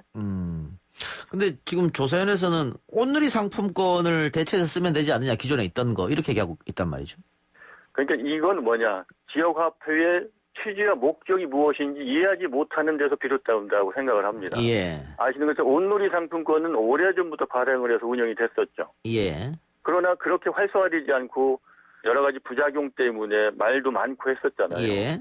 근데 지역화폐 지역상품권 사업은 작년부터 시행을 했는데 그런 부작용 거의 없습니다. 그리고 그 지역화폐 활성화 효과라든지 지역의 소비의 여기 유출 효과가 상당히 뛰어나다는 것은 조사를 해보지 않아도 지역에 있는 시민이나 자영업자나 상인들한테 그냥 질문만 해봐도 알 수 있는 거거든요.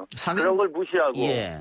이런 결과를 내놨다는 건 무슨 의도가 있지 않나 이런 의심스러울 따름입니다. 예. 상인들 입장에서는 당연히 밖으로 나가서 쓸 수 있는 온누리 상품권보다 우리 지역에서 쓸 수 있는 지역화폐가 훨씬 낫겠죠. 그렇죠. 온누리 상품권 전국을 쓰잖아요. 예. 근데 지역에 효과가 없어요. 게다가 지역화폐는 인센티브도 주고. 그렇습니다. 예. 그러면 지금 소비자나 가맹점이나 다 지역화폐에 대한 만족도는 높다 현장에서는 이렇게 보이네요. 그렇습니다. 저도 이제 여기 매장에 이제 손님을 맞이할 때 여쭤보거든요. 예. 그러면 너무 좋다고 이런 게 있었으면 몰라서 못 썼다고 너무 잘 된 거라고 여기 반응들이 좋고요. 우리 그 지역에 있는 매출하는 자영업자 매출을 보더라도 재난지원금 말고 지역화폐로 쓰는 매출하는 비중이 거의 30%가 넘습니다. 그렇기 때문에 지역화폐 효용성이 입증됐다 이렇게 지금 말씀하시는데. 예. 저는 무엇보다 주장하고 싶은 예. 것은요. 우리 현 정부 들어서 많은 자영업 정책을 시행하고 있잖아요. 예.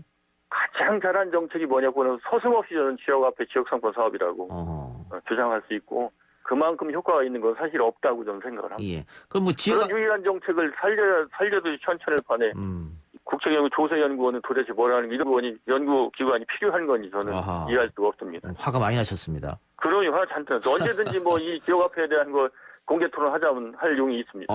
그렇군요. 그러면 이 연구원의 연구기관원들이 그 지역의 현실을 모르고 이런 보고서를 냈다 이렇게 봐도 될까요?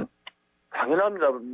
사무실에 책상에 앉아서 연구를 하다 보니까 밖에 한 발자리가 나오고 그 관심을 가졌었다면 예. 이런 보고서는 도저히 낼 수가 없는 그런 보고서예요. 그 아마 시장 한 번이라도 방문했거나 예. 지역 화폐 쓰는 한 군데로 가봤다면은 이런 결과물을 내놓을 수가 도대체 없는 것이죠. 소비자들이 지역 화폐를 회장님 가게에서 쓰면 그건 예. 어디서 교환합니까?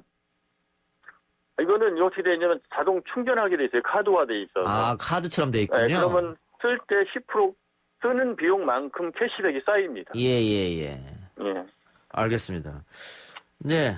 오늘 어쨌든 이렇게 좋은 말씀 해주셔서 감사하고요. 네. 다음에 혹시 토론 기회 있으면 제가 초대하겠습니다. 반드시 만들어 주십시오. 조세연구원하고. 알겠습니다. 회장님 오늘 말씀 고맙습니다. 예, 감사합니다. 예.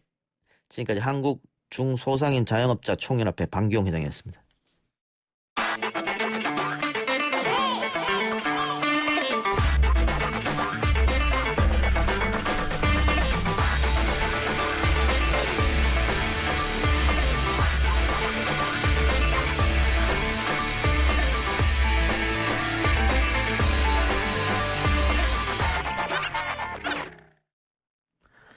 스가 요시히데 일본 관방장관이 아베 전 총리의 뒤를 이어서 일본 신임 총리로 취임했습니다. 일본에서 7년 8개월 만에 탄생한 새 총리입니다만 사실상 아베 정권 시즌2라는 이야기도 나올 정도로 큰 변화를 기대하기는 어렵다. 이런 말도 들립니다. 스가 총리 취임을 계기로 한일 관계 분위기 전환을 할 수 있을지 전문가와 함께 이야기 나눠보겠습니다. 일본 게이센 여학원대 이영채 교수 연결합니다. 교수님. 네, 안녕하세요. 예. 자, 스가 관방장관 압도적인 표차로 총재에 당선이 됐는데, 예상 가능했던 일이죠? 네, 그래서 이미 총재 선거 때부터 5개 주요 파벌이 스가 관방장을 지지했었고, 그리고 또 대항마였던 키시다 키바시도 크게 이변을 일으키지 못했습니다. 결국 파벌 정치가 결정한 예정된 밀실 정치였다라고 이야기할 수 있을 것 같습니다. 예. 일본 매스컴이나 국민들은 어떤 반응입니까? 네, 기본적으로 스가 이 신임 수상이 잘 알려진 인물이 아니고요. 그래서 방송에서도 크게 이렇게 활용할 만한 영상도 잘 보이지 않는 인물인데, 하지만 이제 작년에 이 레이와라고 하는 연호를 발표할 때 이 스가 관방장을 발표하면서 인기가 있었죠. 근데 이제 일본 국민들 속에서는 이 아키타는 지방 출신으로 도쿄에 와서 대학을 졸업하고 또 그 기업 활동을 하면서 이후에 혼자 국회의원이 되어서 총리까지 했으니까 어떻게 보면 자수성가한 인물이기도 해서 예? 좀 서민들의 희망처럼 나름대로 일반 국민들에게 지지는 받는 이런 모습인 것 같습니다. 아, 일반 국민들은 지지를 받고. 근데 주요 관료들이 아베 내각 사람들이 그대로 유임이 돼서 아베 시즌2 아니냐 이런 이야기가 나오고 있다고 하는데 어떻게 보세요? 네, 실제 총재 당선 직후에 이 아베를 계승하는 것이 자신의 역사적 사명이라고 이 스가 당시 총재 그리고 신임 수상 이야기를 했고요. 이것은 철저하게 아베에게 승복하겠다는 입장을 표명을 했고 예상대로 전체 내각의 약 60%가 유임이 되면서 아베 내각 또는 시즌2라는 이야기도 틀린 말은 아닌 것 같고요. 하지만 이제 그럼에도 불구하고 이 스가 신임 수상 같은 경우는 나름대로는 이 자민당의 이 아베를 계승한 보수층의 지지도 받아야 되지만 국민들과는 좀 차별성도 내야 되기 때문에 그런 어떠한 이 조정을 어떻게 할지 이러한 것이 좀 앞으로 소안에 달려 있을 것 같습니다. 예. 아베 전 총리가 마쿠에서 영향력을 행사할 것이다 이런 이야기도 나오는데요. 네, 실제 이 약 8년간 아베 수상의 영향력과 이것들이 너무 커서 아마도 스가 신임 수상이 그 그림자를 쉽게 벗어나지는 어려울 것 같고요. 예. 그리고 또한 이 무파벌이었기 때문에 파벌 정치에서도 자유로울 수는 없을 것 같습니다. 그래서 그런지 이번에 신임 내각을 보면 개혁형으로 자신의 색깔을 드러내기보다는 이 파벌들을 배려하면서 좀 안정적인 현상 유지형의 내각을 좀 보여줬고요. 파벌이 좌우하는 이 자민당 내각 속에서 아마 당분간은 자신의 색깔을 내지 않고 또 무리도 하지 않으면서 겉으로는 이 아베 수상을 계승한다라는 논리는 계속 가져갈 것 같습니다. 예.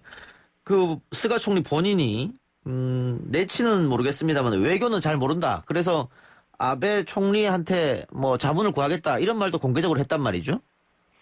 네, 실제 일본에서 수상이 되기 위해서는 이 방위 대신 그리고 외무 대신 이 직을 꼭 거쳐야 되는데 수가 신임 수상은 관방장관만 했죠. 그래서 외교는 문외한이라고 보는 것이 맞는 것 같고요. 예. 그래서 아베 수상하고 외교는 상담하겠다라고 이야기를 할 정도로 저 외교에 대해서 큰 변화를 기대하기는 어려울 것 같습니다. 그럼 우리하고의 관계도 계속 이렇게 가는 겁니까? 일단 이 한국에 대해서는 수가 신임 수상도 관방장관 때부터 이 강제 배상 문제에 대해서는 65년 한일 기본조약에서 해결되었다. 그리고 한국의 국제법을 위반하고 있다. 이런 논리로 이야기를 하고 있기 때문에 물론 당시 대변인이기 때문에 그렇다 하더라도 그런 입장을 하루아침에 바꾸기는 쉽지 않을 것 같고요. 대신 좀 기대할 만한 것은 이 수가 신임 수상이 지금 내세우고 있는 게 코로나를 극복하겠다. 그리고 경제를 극복하겠다라는 것들을 과제로 내세우고 있어서 일본 같은 경우는 지금 현재 내적 동력만으로 스스로 경제를 회복하기는 어렵고요. 예. 어떤 형태로든지 중국과 한국과의 관계 개선은 필요한 것이 사실입니다. 예. 그런 의미에서는 아마도 이 백색 리스트 원상 복귀는 어렵지만 최소한 경제과 비자가 있는 사람들의 이 자유왕래 정도는 어느 정도 가능하지 않을까라고 기대는 해볼 수 있을 것 같습니다. 예, 방금 교수님 말씀처럼 경제도 이렇게 안 좋고 아베에 대한 지지율도 많이 떨어진 상태에서 정권을 이어받았는데 그 중일 외교나 한일 외교를 지금처럼 하게 되면 국민적 지지도도 좀 문제가 있을 것 같고 경제 문제에서 큰 리스크가 있을 것 같아서 그러면 교수님 말씀은 큰 변화는 없더라도 작은 변화는 한번 기대해 볼 만하다. 그렇게 해석해도 될까요?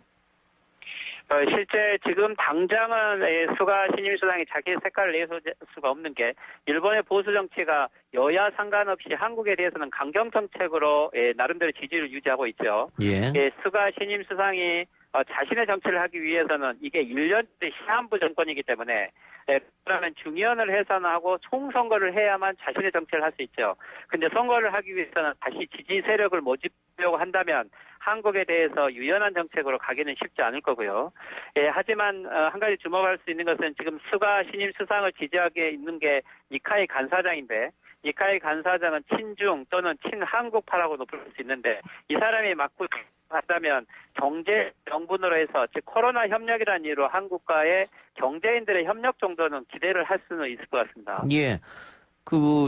우리 민주당 여당 대표가 이낙연 대표로 결정이 났는데 뭐 일본에서 특파원도 했었고 그래서 뭐 지일파다 이런 얘기도 듣고 있거든요. 이낙연 대표가 혹시 그 한일 관계에 영향을 미칠 수 있을까요? 그렇죠. 일본에서 이낙연 대표에 대해서는 일본 미디어라든지 정치가들 속에서 좀 신망이 높고요. 또 이낙연 민주당 대표에 대해서는 니카이 간사장을 비롯해서 한일 의원연맹에서도 여러 가지 네트워크가 있기 때문에 지금 당장의 변화는 어렵더라도 이 장기적으로 아베 수상의 시대가 끝났기 때문에 이 한국과의 새로운 그랜드 비전을 좀 만들 수는 있을 것 같습니다. 그런 의미에서는 지금부터라도 이 신임 수가 수상과의 네트워크를 통해서 신뢰를 회복하려는 노력들은 계속 필요할 것 같습니다. 예. 미국과의 또 정책과 외교는 어떨까요? 그 전에 아베 수상은 미국에 너무 엎드렸다 이런 평가가 좀 있었지 않습니까?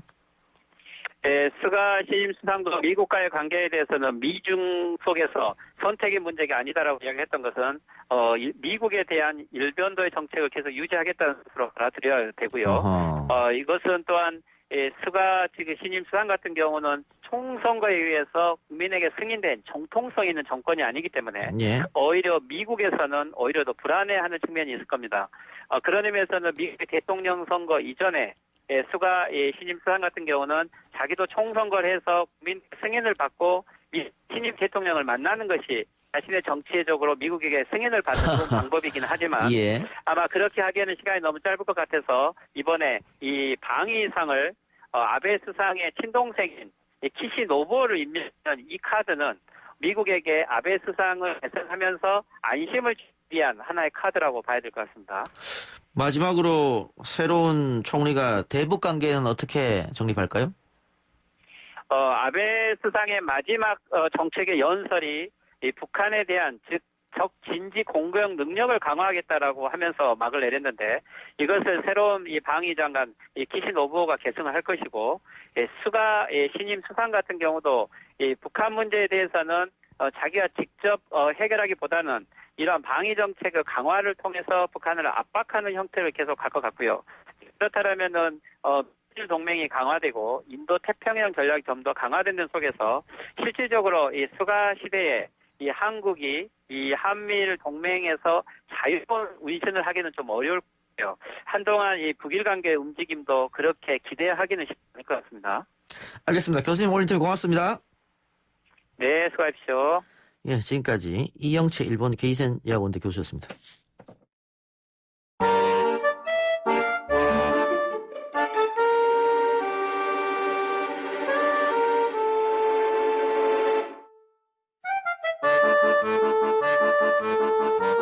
뉴스 정면 승부에서 새롭게 선보이는 코너죠. 역사를 시사로 풀어보는 시간. 김준혁의 역사시사. 한신대 김준혁 교수 나왔습니다. 어서 오십시오. 예. 안녕하세요. 김준혁입니다. 예. 요즘에 뭐 유튜브도 막 하시는 것 같고. 예, 좀 합니다. 굉장히 바쁘게 보내시네요. 제가 유튜브를 하는데 우리 이동영 선생님하고 같은 시간대여가지고요. 이동영 선생님이 2만 명 들어오는데 저희 뭐 지금 한 500명도 안 들어옵니다. 죄송합니다. 이거 어떻게 하실 겁니까, 이거? 예, 제 시간대 피해서 하시기 바랍니다.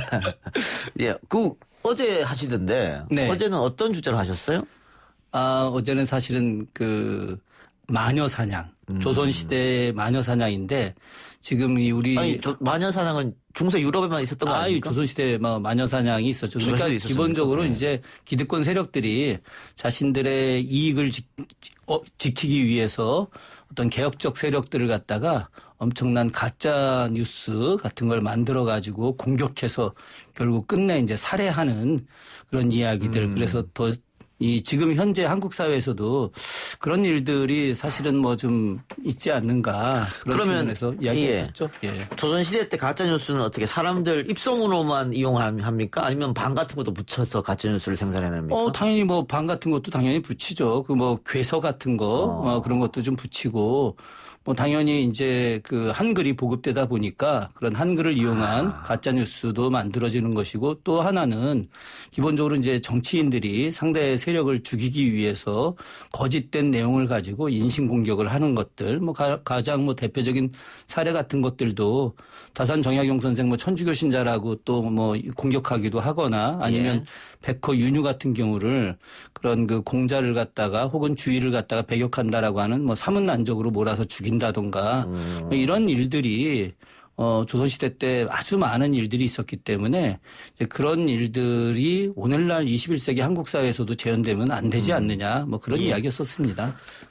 아이들을 노래를 시켜서 어떤 이상한 노래를 만들어서 그걸 부르게 해서 막 이렇게 소문도 내고 그랬던 그런 건 이제 참요라고 보통 참요라고 이야기하는데 조선시대 때 이제 경국대전 같은 경우를 보게 되면 그렇게 참요를 갖다가 불러서 뭔가 새로운 세력을 만들거나 아니면 거짓들을 이야기하게 되면 보통 이제 유배형에 처하거나 아니면 곤장 100대를 맞는 일들인데 실제로 그런 참요 같은 것들을 많이 만들기도 했었고 역사적으로 보게 되면은 이제 기득권이었던 궁예 같은 경우가 동남동료 100명을 갖다가 자기 줄 앞에 세우게 해서 노래를 부르면서 가게 했었잖아요. 그러니까 노래라고 하는 것이 퍼져 나가면은 상당히 여론을 만들어낼 수 있는 좋은 무기가 될 수 있는 거죠. 또 아이들은 금방 칠해도 금방 퍼뜨리니까. 그렇죠. 뭐 유명한 이야기도 있지 않습니까? 서동요 같은 경우. 그래서 서동이 선화공주를 이렇게 꼬드기는 뭐 그런 과정 뭐 이런 것들도 다 참여의 하나라고 할 수 있죠. 예. 방금 곤장 100대 말씀하셨는데. 그거 맞고 버틸 수 있어요? 다 대부분 죽죠. 그렇죠. 예. 그거 곤장 100대 맞으면은 다 죽기 때문에 그래서 이제 뭐 대신 맞는 사람을 구한다던가 아니면은 뭐 뇌물을 왕창 줘가지고. 다 대신 맞으라고요? 예. 그것도 살 수 있어요? 아니, 조선시대 때는 양반 사대부들은 기본적으로 자기들이 안 맞고 노비들을 대신 곤장 맞게 하는 그런 형태들도 있었고 그리고 곤장을 맞는 사람들을 돈 주고 삽니다. 예, 돈 주고 사서 대신 맞게 하는 경우들도 실제 있었고요. 그렇군요. 알겠습니다. 자, 오늘 주제는 안중근 의사에 관한 건데 추미애 전 장관 아들 의혹을 놓고 여야가 공방을 벌이는 와중에 안중근 의사의 이름까지 등장했습니다. 독립운동가의 이름이 여야 정쟁의 소재로 등장했다. 역사학자로서 좀 안타까우실 것 같아요. 글쎄 저는 사실 좀 깜짝 놀랐습니다. 예, 그 민주당 대변인의 어떤 논평도 좀 놀랍기도 했고요. 또 안철수 국민의당 대표가 또 자기가 순응한 씨의 후순으로서 뭐 이런 이야기 하면서 안중근의 후손 같은 뭐 이야기를 하는 것도 좀 놀랐는데 사실 뭐 그런 이야기들이 저는 왜 안중근 의사가 여기서 나올까? 안중근 의사가 지금 이런 정쟁에 나올 정도의 인물이 아닌데 뭐 나온 것에 대해서 상당히 좀 안타깝다는 그런 생각은 좀 합니다. 아주 원론적으로. 예. 안중근 의사의 정신을 몸소 실천했다 주장한 아들이 이렇게 얘기해서 이제 논란이 됐었는데 안중근 의사의 정신이라는 결국은 위국 헌신 군인 본분을 이야기하는 것 같아요. 네네. 이게 무슨 뜻입니까? 사실 그 안중근 의사를 좀 이해를 해야지 이 말을 좀 알 수가 있거든요. 안중근 의사가 이제 그 개화 세력의 한 명으로 이제 이렇게 접근이 되게 됩니다. 그런 과정에서 이제 나라를 갖다가 지키기 위해서는 교육 운동을 해야 되겠다. 그때까지는 아직 나라가 망하기 전이었거든요. 그런데 1907년에 이제 군대가 해산되는 걸 보면서 이 교육운동 갖고는 안 되겠구나. 결국은 이제 무력투쟁을 해야 되겠구나. 그렇죠. 결국은 이제 무력투쟁을 위해서는 군인이 되어야 되겠구나라고 하는 생각을 했고 그래서 이제 연해주에 가서 지금 오늘날 이제 블라디보스톡이죠. 거기 가서 이제 동지들 모아가지고 의병 부대를 이제 만들기도 했는데 뭐 그런 의병 부대가 크게 성공하지는 못했지만 그러나 본인이 군대를 통해서 군인으로서 나라를 지켜야 된다. 결국은 이제 위국 헌신이라고 하는 것은 나라를 위해서 몸을 이제 헌신하는데 바치는데 군인이 가장 중요한 역할을 한다. 아마도 그러니까 그 군인의 역할 그런 안중근 의사에 빗대서 아마도 이제 민주당에서 그 추미애 장관 아들이 그런 열심히 군 생활을 했던 거다. 안중근 의사까지는 아니겠지만 그런 정신을 갖고 군 생활을 했다. 이 이야기를 좀 하고 싶었던 건데 그런 것이 그냥 뭐 들으면 들을 수도 있는 문제지만 하나의 정쟁의 대상으로 변질이 돼버린 게 또 안타까울 수도 있는 거죠. 예. 대체적 평가는 좀 오버하지 않았느냐. 네네. 뭐 그런 의견이 많은데. 네. 뭐 무장투쟁론을 펼쳤던 분들은 뭐 안중근, 김원봉, 뭐 백범, 이육삼 이런 분들이 다 무장투쟁을 펼쳤던 뭐 당시에는 뭐 무장투쟁이 거의 대세였죠. 그러니까 이승만 박사는 외교였잖아요. 뭐 그 국내에 있거나 아니면은 뭐 미주에 있거나 이런 분들 같은 경우는 이제 외교론이라고 하는 입장을 내세웠으나 그러나 당시 그 뭐 만주 일대에 있었던 분들 같은 경우는 민족주의자든 아니면 사회주의자든 모두가 다 무력투쟁이 바로 나라를 구하는 길이다. 그러니까 뭐 홍범도 장군이라든가 아니면 김좌진 장군 이런 민족주의자들 그리고 나서 나중에 약산 김원봉 같은 분들이라든가 아니면 뭐 하다못해 그런 사회주의 출신들의 많은 세력들 뭐 최용건 뭐 김일성 뭐 이런 사람들마저도 다 무력투쟁에 참여를 하게 됐던 거죠. 무장투쟁 하려면 돈이 있어야 되는데 소위 말하는 군자금이 있어야 되잖아요. 그런 것은 어떻게 조달했을까요? 군자금 같은 경우는 이제 좀 뭐 황당한 사건이기도 했었지만은 이동희 같은 경우 원래 이동희는 이제 대한제국 군대의 핵심 멤버였는데 군대 해산 이후에 이제 연해주를 가게 됐고 그때 당시에 레닌이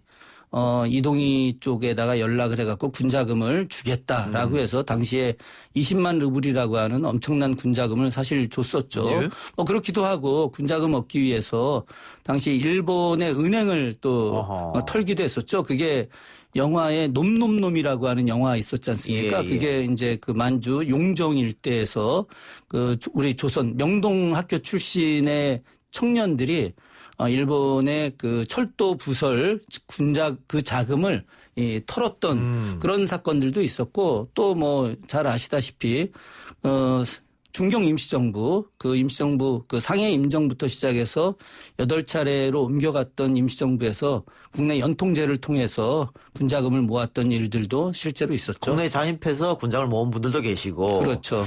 그 부자들한테 좀 강제로 이렇게 자발적인 것처럼 하면서. 그 이제 백범 선생이 했던 건데 나중에 이제 그 돌려주겠다 이렇게 이제 증서를 써주죠. 증서를 써줘가지고 이거 우리가 이제 해방된 조국에서 2배 이상으로 돌려주겠다라고 했는데 뭐 이루어지진 못했죠. 자, 근데 안중근 의사 이야기를 하면 이게 글쎄요 좀 안 알려진 이야기일 수도 있습니다만 또 좀 흠집 내고자 하는 분들도 이런 얘기를 좀 하던데 동학 농민운동에 반대해서 토벌에 앞장섰다. 네. 이건 안중근 의사뿐만이 아니고 안중근 의사 집안 전체가 다 이렇게 했다. 그 아버지 안태훈 선생이 그 핵심 멤버였죠. 근데 이 부분을 굉장히 곡해하는 부분들이 지금 사실은 있어요. 근데 그 당시 안태훈 선생이나 안중근 의사나 왜 동학군에 대한 토벌대를 하게 됐느냐, 두 가지 이유 때문입니다. 그 두 가지 이유는 우리가 이제 그 동학이라고 하는 것을 모든 것을 다 긍정적으로 보려고 하는 시각이 있는데 당시 그 동학 세력 중에 그 일부들은 그 지역의 이 화적패 이런 사람들이 동학이 이제 막 흥기하니까 그 동학에 참여를 하면서 자기들의 세력을 넓히려고 하는 사람들이 있었거든요.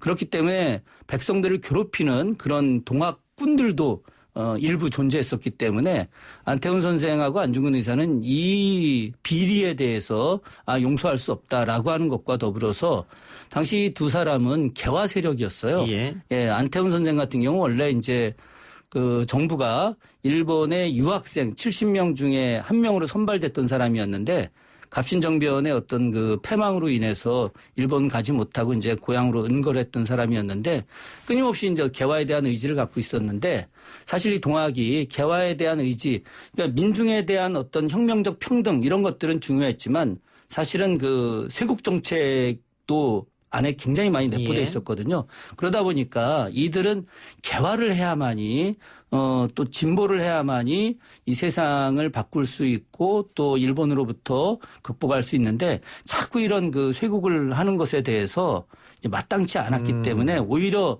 국가를 갖다가 발전시키는데 저해되는 세력이다라고 하는 생각을 가져서 동학 토벌대에 이제 참여를 하게 됐던 거였죠. 이런 주장도 있던데요. 그 당시 조선이 계급 사회였으니까. 네. 안중근 선생은 신분사회 질서를 따랐던 인물이다. 네. 그래서 동학을 토벌했다. 뭐 이런 이야기들. 근데 그거는 사실은 맞지 않는 게 왜 그러냐면 이제 그 안중근 그 집안이 다 이제 천주교로 개종을 하잖아요. 안태훈 선생이 이제 그 동학 토벌하는 과정에서 이 쌀을 갖다 1000포를 갖다가 이렇게 그 자기네 동학군들이 갖고 있었던 쌀을 이렇게 노획을 해가지고 그걸 군자금으로 쓰게 되는데 그것과 관련해서 이제 당시 영민시 세력들이 야 이거 원래 우리 정부 거니까 내놔라 이러면서 이제 안태훈을 죽이려고 했거든요.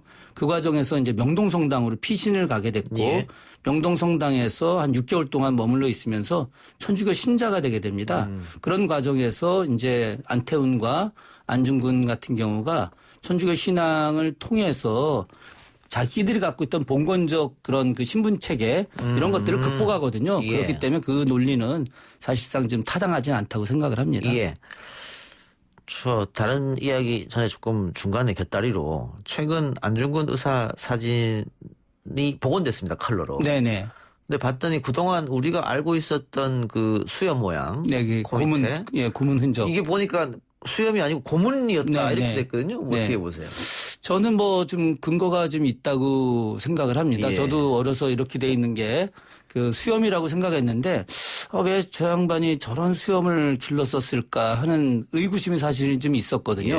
근데 당시에 이제 안중근 의사와 관련해서 굉장히 많은 뭐 고문들이 있었겠죠. 근데 이제 안중근 의사가 리순 감옥에 166일 있었는데 그 사이에 앞부분에서는 상당한 고문들이 좀 있었고요. 그 뒷부분에서는 이제 그렇지는 않았었는데 아마 이제 초기에 여러 가지 그 구타 과정에서 나왔던 그 흔적으로 저도 생각을 좀 합니다. 안타깝네요.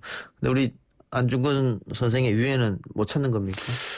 당시에 이제 그 죽고 나서 그날 뭐 잘 아시겠지만 10월 26일 날 돌아가셨잖아요. 그 뭐 기록상으로 보게 되면 오전 10시 반쯤에 이렇게 목을 달아서 한 뭐 10몇 분 정도 있다가 돌아가셨는데 그때 당시에 이제 그 동생이었던 그 안공근 또 뭐 사촌 동생 안명근 이분들이 이렇게 대기하고 있다가 시신을 달라고 했는데 시신을 끝내주지 않고 그 리순 감옥 그 바깥으로 나가서 도랑이 사이에다 묻었다는 거 아닙니까? 근데 그 이후에도 끝내 이제 찾지를 못했죠. 지금까지도 찾지를 못하고 있는데 중국하고 협조는 그렇게 나쁜 건 아니죠. 잘 되고 있죠. 잘 되고 있었고요. 당시에도 이제 2차 세계대전 끝나고 나서 장개석 정부가 1949년까지 정권을 잡고 있었잖아요. 장개석 정부에서도 당시에 그 시신을 찾으려고 노력을 했었는데 찾지를 못했어요. 그게 좀 안타까운 일이죠.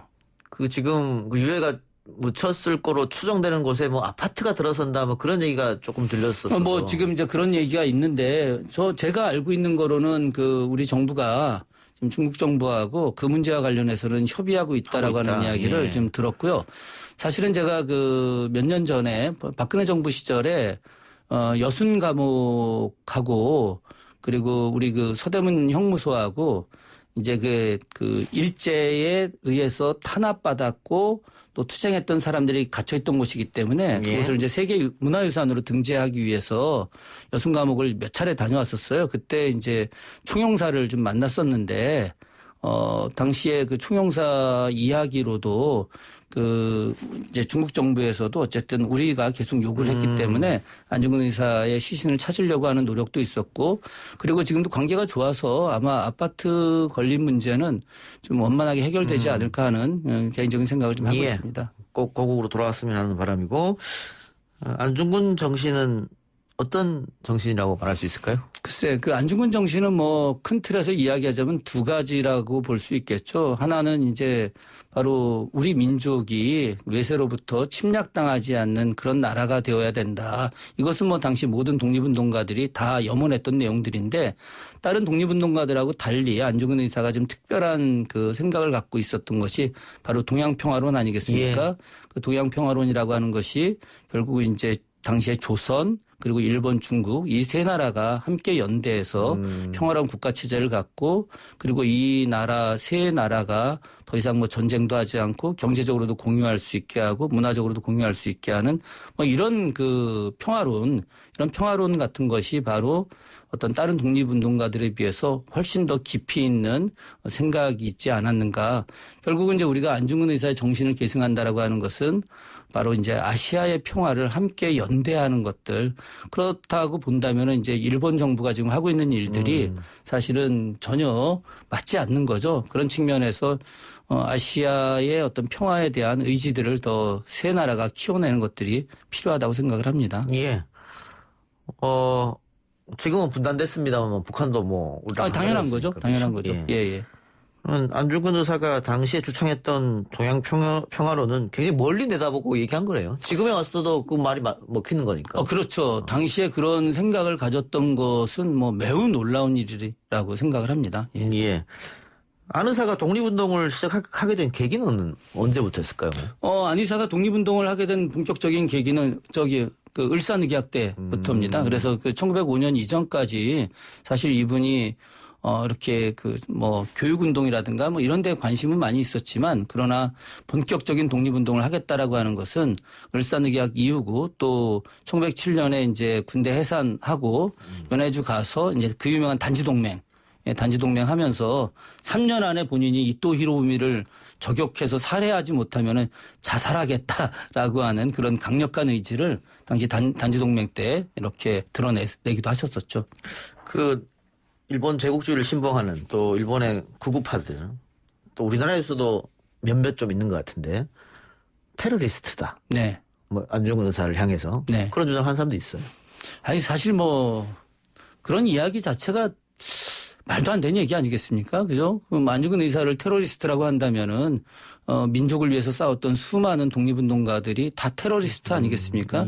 그렇게 이야기하는 사람들이 글쎄 저는 올바른 생각을 갖고 있지 못하다고 생각을 합니다. 정치적 목적을 가지고 하는 얘기일 수도 있겠죠. 그렇죠. 뭐 저희 역사 연구자들 입장에서는 그렇게 이야기하는 것이 도저히 이해가 안 간다고 할 수 있습니다. 그러면 마지막 질문으로 짧게. 안중근 의사가 아닌 안중근 장군으로 불러야 된다. 이런 분들 계세요. 글쎄, 뭐, 그분이 그 대한군대 뭐 중장 뭐 이렇게 됐기 때문에 안중근 뭐, 그 장군 뭐 이렇게 표현할 수도 있겠으나 그러나 더 큰 틀에서 의로운 분이잖아요. 예, 그렇기 때문에 저는 의사라고 하는 표현이 더 포괄적으로 맞다고 생각합니다. 의로운 의사니까? 네, 그렇습니다. 알겠습니다. 교수님 오늘 말씀 고맙습니다. 네, 고맙습니다. 지금까지 한신대 김준혁 교수와 함께 했습니다.